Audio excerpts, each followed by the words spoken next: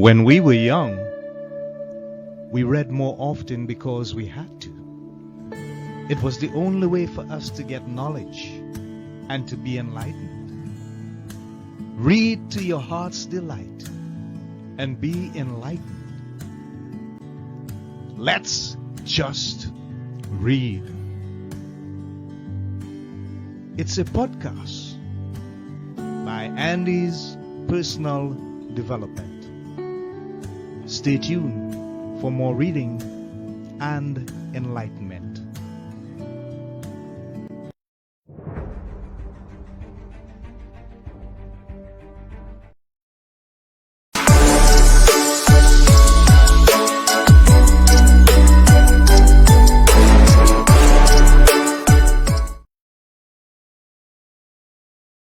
Hi, this is Andy of Andy's Personal Development, and we are currently live on this episode of Let's Just Read. We have a special guest that we want to share with you today.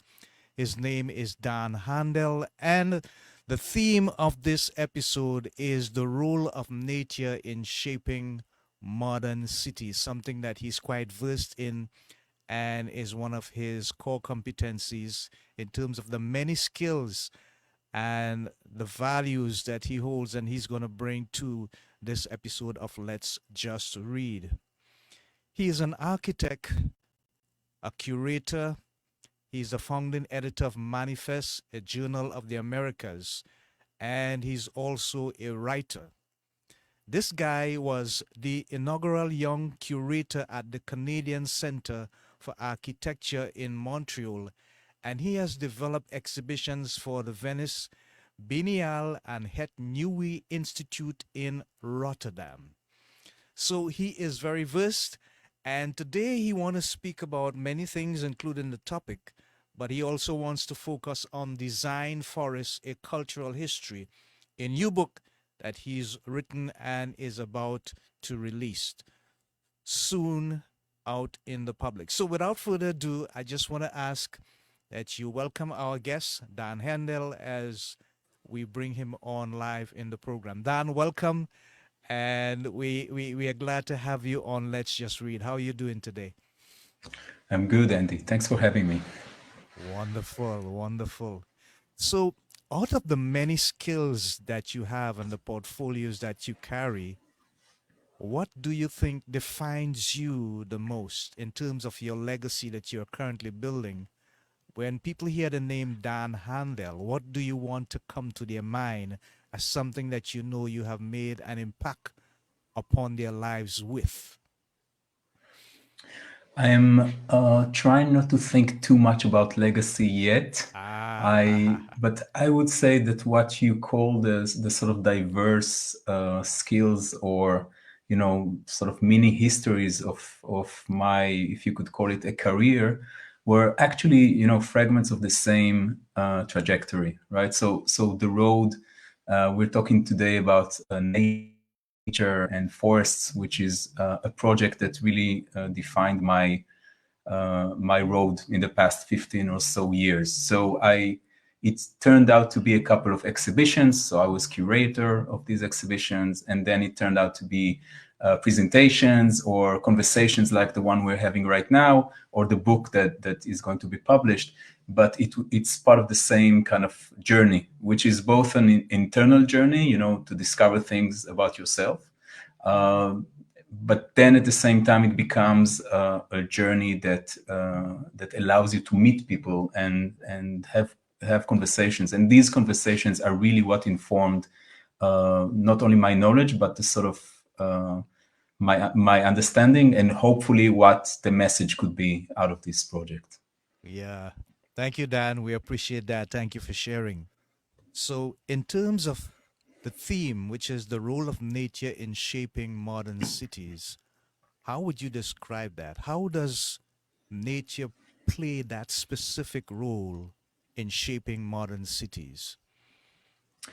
I think the first thing to sort of throw in the air here is what exactly do we speak about when we talk about nature. Mm-hmm. And I would say that nature and forests specifically, which is the sort of, the part of nature which you could say my project is sort of focused on, are not things that exist out there in the world Mm-hmm. by Mm-hmm. themselves. Yeah. They are defined, they were defined historically, and they're still being defined by our concepts, by our cultural concepts. So if you grew up in one part of the world, in the Caribbean, for instance, and I grew up in the Middle East or in, I don't know, in Northern Europe, we would have different concepts about what is a forest. Because again, it's not a thing in the world, nothing defines a forest. It's something Right. that you are brought up to understand as a forest, and it could be very different between these different cultural and geographical contexts. And once Mm-hmm. you have this idea of a forest in your mind, it shapes the way you think about natural environments, and it shapes the way we think about cities. So that's the next thing.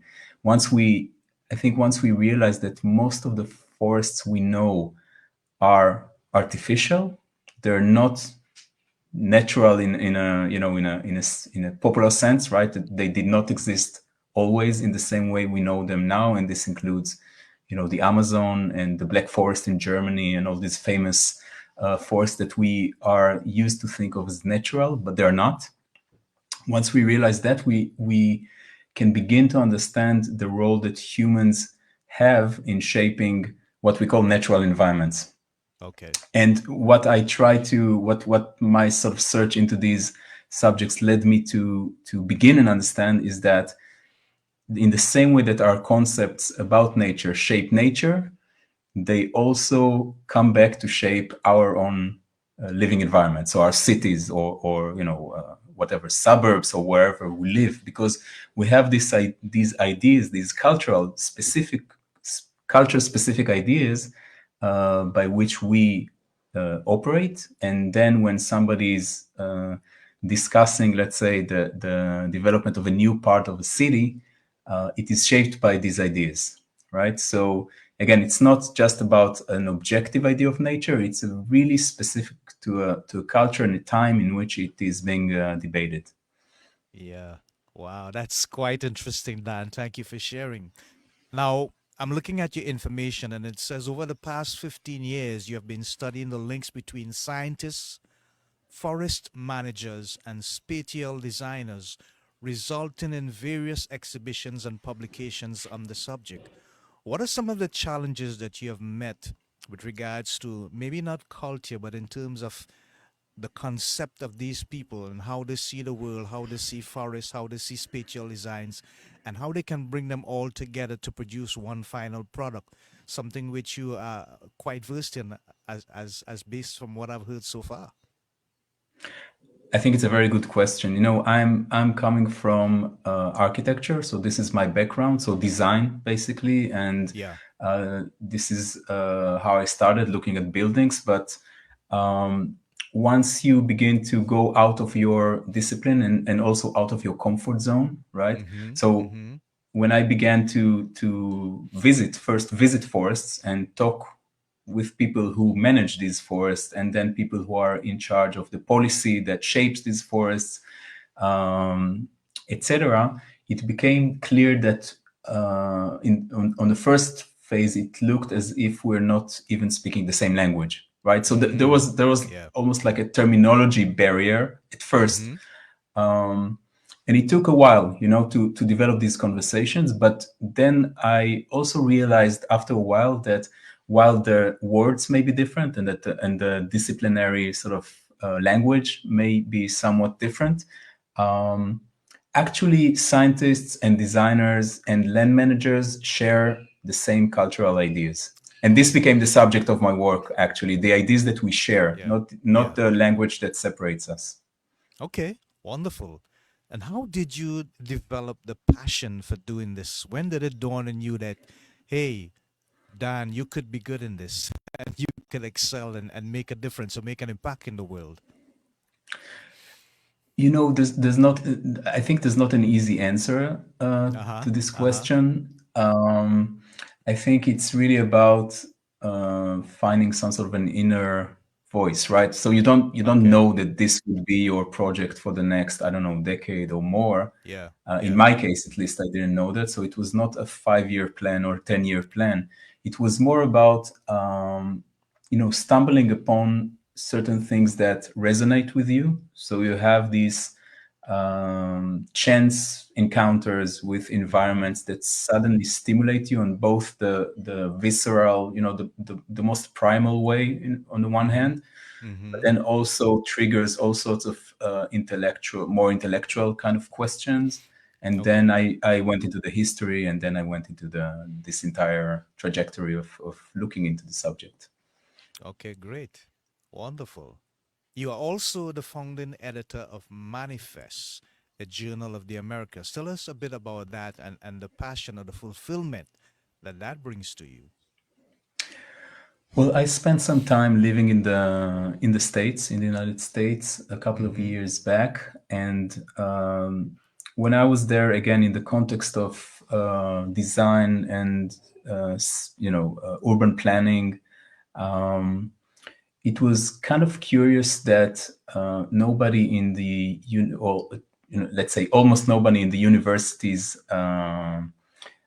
looked at American space. And when I'm saying American space, I don't only mean the United States. I mean the sort of north-south Yeah. Yeah. axis that connects all these Mm-hmm. places that happen to be Yeah. on the same continent. Right. So the idea behind Manifest, which I co-founded with two partners, very good scholars and interesting collaborators, was really to look at that as one geographical unit. And once you do that, again, you focus less on what separates, let's say, Canadian space from, I don't know, Mexican cities, Mm. and Okay. you begin to see connections. Of course, I would have to say this is not to say that this is a homogeneous kind of unit in any way. Mm-hmm. Mm-hmm. But once you frame it in such a way, I think you begin to see all the narratives that make this sort of this enmeshed kind of continent. And this was the point here. Yeah. Good, good. I get that. I get that and I appreciate that. Now when you look at architecture and you look at nature and the shaping of nature and architecture and the designing of modern cities, something that comes to my mind is the Hanging Gardens of Babylon. And I'm Mhm. sure you're pretty familiar with it. I bring up that then to ask you, what would you measure the impact or the philosophy of what you do in that realm in terms of the influence? Is it going back to Roman time, Greek times, Mhm. Babylonian times? What would you say would be the one that most influenced you and has the greater impact on what you do in terms of the passion for this kind of thing? I think it's interesting that you bring up the sort of hanging gardens. I mean, we don't know if the hanging gardens existed, right? There's no Right, archaeological evidence that right. they existed, Mm-hmm. which to me makes it even more interesting, right? Because Right. once we don't know if they were there, it really puts them in the sort of realm of metaphor, which is what I'm Mm-hmm. interested in. It's a Right. cultural idea. And I think the cultural idea of a hanging garden resonates in our contemporary cities. So if you look at Uh-huh. some of the more visible forest buildings that were built in the last, let's say, decade, there's a project called Bosco Verticale, the vertical forest in Milan, in Italy, two towers covered with, I don't know, 2,000 trees and shrubs, Yeah. which present this sort of idea of a forest that grows on the building.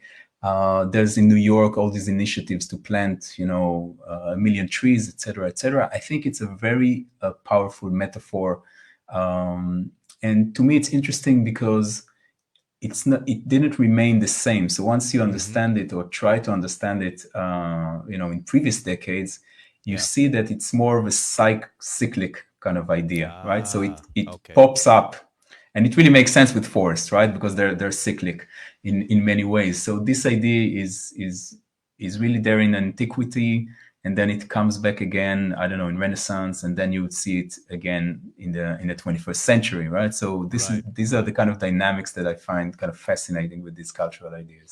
Yeah. Each era and time Mm-hmm. endows different meanings to the same kind of Yeah. cultural image.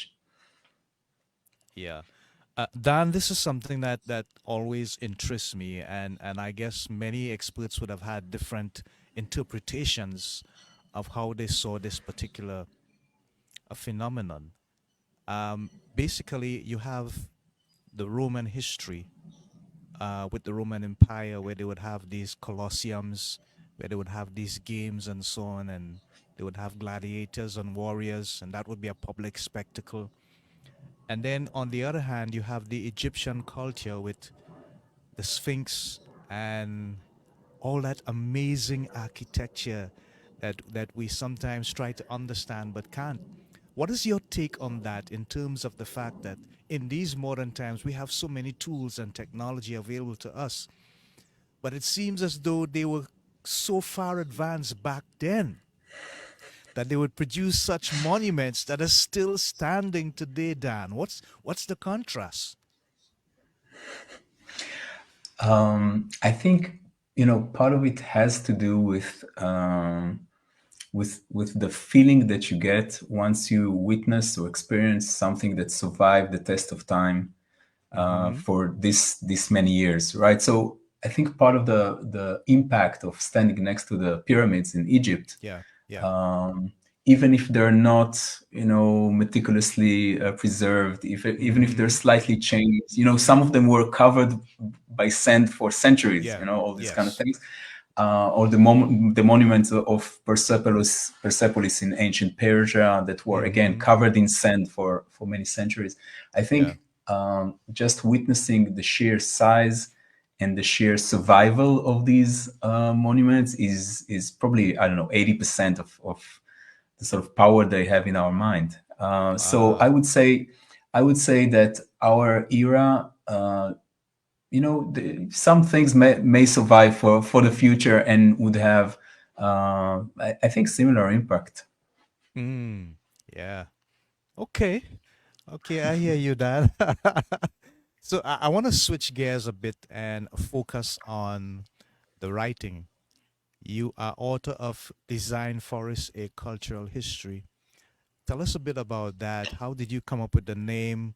What's the basic impact of that publication, the message that you want people to get out of it as far as the releasing of the publication is concerned?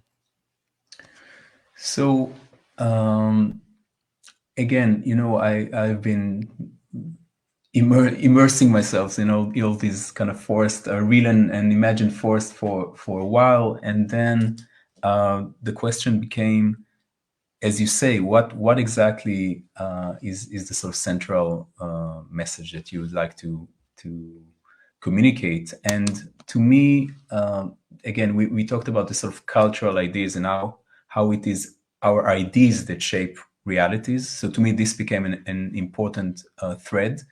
Um, and the other one, beyond sort of discussing some of these ideas, which became the sort of structure of the book, right? So each part of the book basically deals with one cultural idea and how it connects against scientists and foresters and designers, etc., through specific projects and specific times.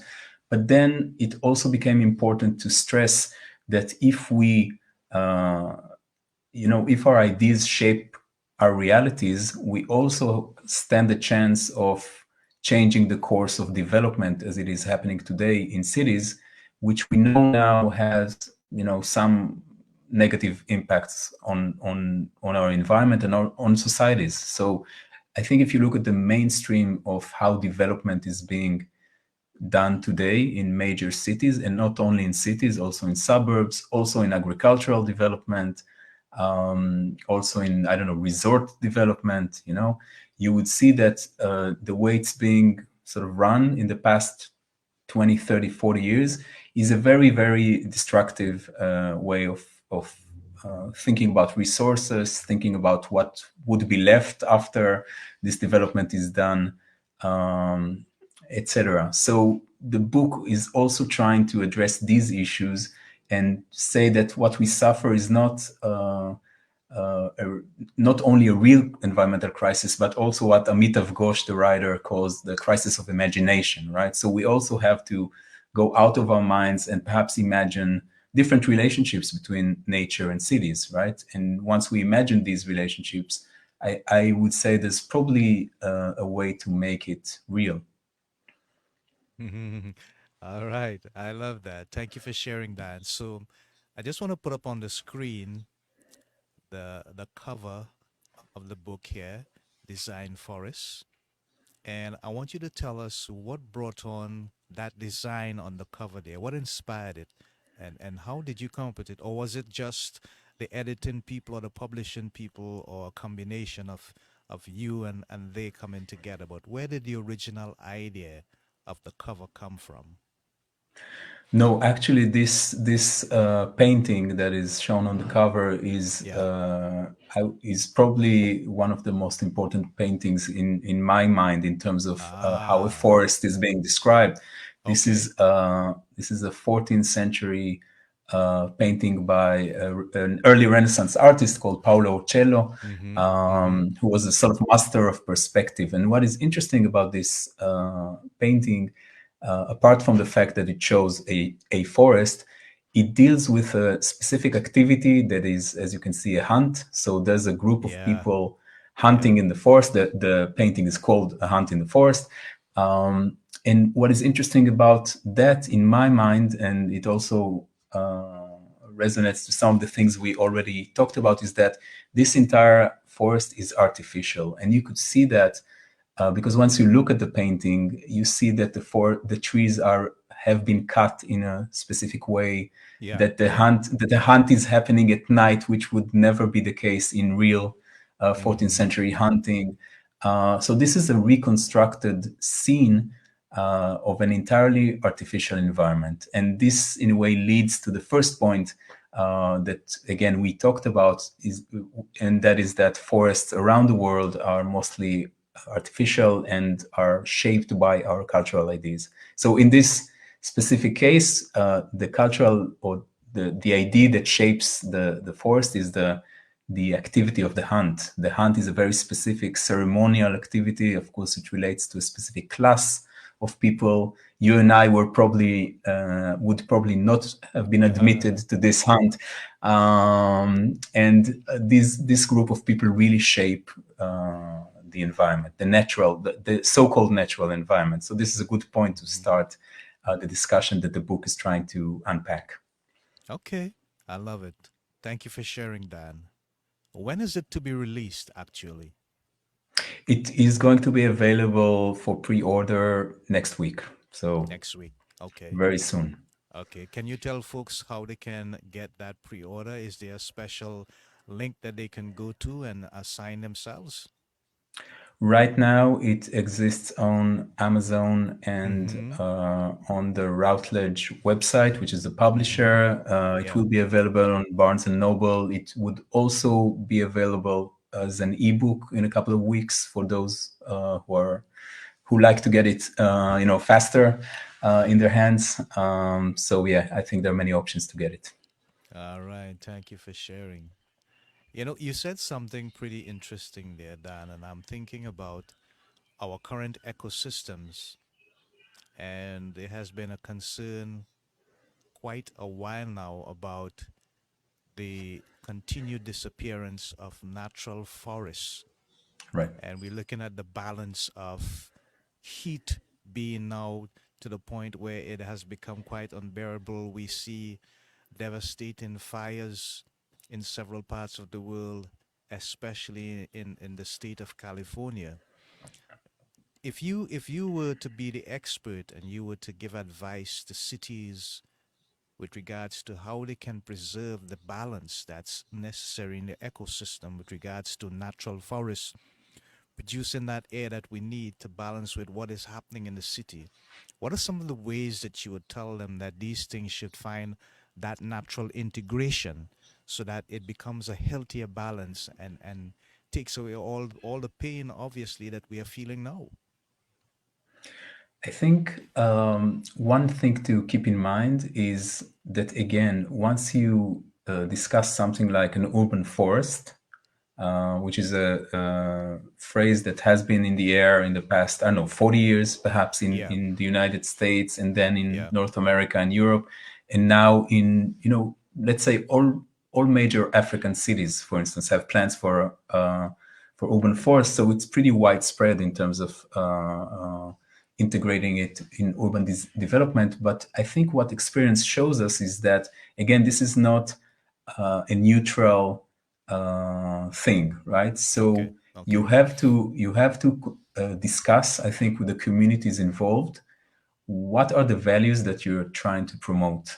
Because, Mm, for instance, urban forests in themselves are not necessarily going to help you in the sort of global challenges of carbon mm, emissions and things like yeah. that. They might help you and they can help you in addressing challenges in municipal areas, right? So let's say they could become food forests for impoverished communities. They could become places for activities for certain communities. They could, in other places, they could raise real estate values if that's important for you. So I think what we need to, or the type of conversations that we need to have are conversations in which the people who actually live in these cities and are going to be living there and using these cities in the next, I don't know, couple of decades would have a voice, not in terms of the design or the type of trees, but what are the priorities in this specific urban or suburban kind of environment in which they're trying to, um, you know, um, develop, right? So what's the most important thing to think about for these communities? I would say that's the best way Mm-hmm. to go forward and not repeat some of the mistakes that have been done with open forestry in the past. Wow. Okay, great. I appreciate that. Thank you for sharing. You were quite detailed and obviously clear in your thinking there. Have you been to India in the past 5 years or so, Dan? I have not, but my current research, I hope, is going to take me there because some of the interesting projects in terms of afforestation, large scale afforestation to combat desertification and pollution is happening now in India. Mm-hmm. So Yeah, hopefully yeah, that's in my near future, in the next 5 years and not yeah. in the previous 5 years. Yeah. Okay, okay. And what about the hyper technological forests in California? What is your take on that?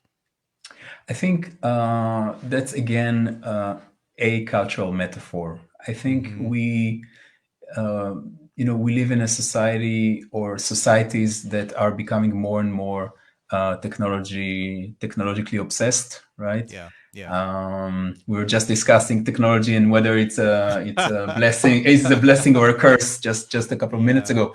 yeah. um, and I think, again, this is probably one of the more present cultural ideas in our time, and it affects the way we design forests. So in the specific case of these forests in California, what Mm-hmm. I try to argue is that you go to these forests which are managed by universities or research institutions, and you find environments that are very different from the forest you see behind me right now, for instance, Yeah, right? This sort of yeah. idea of Mm-hmm. a natural environment untouched by humans.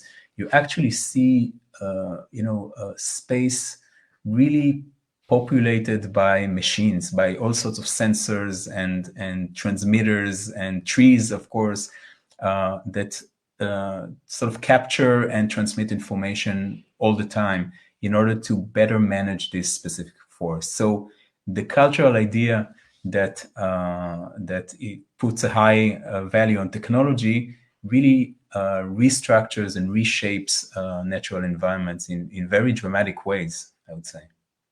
Yeah, yeah, wonderful. In terms of the forests that now exist in the world today, and maybe okay, I can call three countries where I have seen, I have not been there physically, but through social media and research, I've seen New Zealand has some fantastic green outdoors and natural spring waters developing. They have a similar scenario in Holland, where they have these windmills out there producing natural wind turbine and so on. And the other place I can't recall right now, but I think it's three countries that I would have seen that seem to be working towards developing that kind of greater eco balance. In terms of what we see happening, we also need to take into consideration, Dan, that forests will come down at some point in time, either by natural destruction forces, hurricanes, etc., or man in terms of exploitation and logging, the logging industry and stuff. In your travels, in your experience, in your experimentation, based on your expertise, which one of any, if any country at all, would you see that seems to have a greater understanding of the impact that their role plays in terms of the balance that is supposed to happen with regards to forestry, natural outdoors, and modern city life?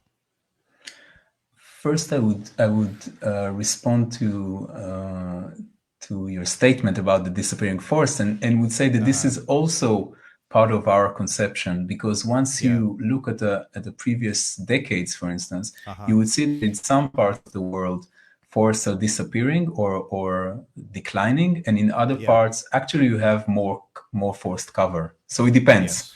Yeah. And this has Okay. been the case, I would say, in previous centuries even. So, for instance, if you went to Germany in the 19th century, which we are used to think Mm-hmm. of as a very forested country today, Yeah.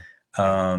you would see almost no forest. And this was the same with France, Yeah. and various other countries there. So in various times, humans actually managed to bring back forest cover for all sorts of reasons and motivations. Um, but I think now, if I were to look for a positive example of at least a discussion that is happening in terms of the balance that you mentioned, I think Canada is a pretty good Yeah. example. Yeah. Not, Yeah. I would say, not all of Canada, right? There have been a lot of discussions with the logging companies and the destructive sort of practices in Western Canada, but still, this is quite a good example in terms of how you utilize forest resources while keeping the values, both both the material, but also the sort of spiritual, cultural values. There's a lot of discussion happening with indigenous communities in Canada and how they can be stewards of forest environments while not leading to the destruction of these environments, right? So they could stay there for the long term. Um, so this is one example, and I think a slightly different example would be Switzerland, which has a lot of forest resources and has been dealing a lot with how you, on the one hand, take down the material because they build a lot with wood, for instance. So how do you use the material, but at the same time, how do you develop strategies through which the forest could remain both as sort of cultural artifacts because they're important for their culture, and also as a sort of environmental assets. So that's another good example. And I would also say that probably Japan is an interesting example because Yeah. Yeah. while they were cutting down trees massively in the 20th century and even before that, um, I think they have a very, generally speaking, I would say they have a very interesting connection with forest environments, and they place high cultural and also spiritual value in some forests, and that's why forests are maintained in a different way than they are being maintained in other places. So it's an interesting case to look at for sure. Yeah. Oh, wonderful. We have come to the end of this amazing interview with Dan Handel and his book that is soon to be released. He's the author of Design Forests, a cultural history. He's also a curator, he's involved in architecture, and we have been listening to his expertise and his core competencies with regards to the theme of the episode, which is entitled The Role of Nature in Shaping Modern Cities with Dan Handel. I've just put two sets of information up on the screen there, his Instagram uh, handle and as well as his website. And so, any parting words, Dan? Anything that you'd like to say to our audience? For those who were here, there was an audience a while ago, and for those who would be on later when we have this edited and streamed on the different platforms, any parting statements you'd like to leave with us? Yeah, I would just say that, each of us, as we mentioned, have a sort of forest in our, in us in a way, in our mind. And I Yeah. think the conversation that I would hope to have with people who listen uh, to this cast right now, would be what is the type of force that you have in your mind, and how this shapes your ideas about the world around us. And I think that could be a beginning of further conversations that we could have. Okay. Wonderful. Thank you so much for being an amazing guest and for sharing your expertise and so much value. I'm sure that you have brought a greater understanding of the role that we can play in shaping the nature and the really the beauty of our world in which we have been so blessed to be in. So there you have it, folks. Dan Handel has been in the house. We are still live on Let's Just Read, and we're about to wrap up. So before we go, just to remind you that our watchwords are read for enlightenment, knowledge, and information. Read for enlightenment, knowledge, and information. Let's get back to reading again. Okay? So until next time, this is Andy of Andy's Personal Development live on Let's Just Read together with my guest, Dan Handel, saying so long. God bless. Thank you so Keep much. doing what you can to make this world a better place for each and everyone to live in. Bye for now, Amen. guys. Take care.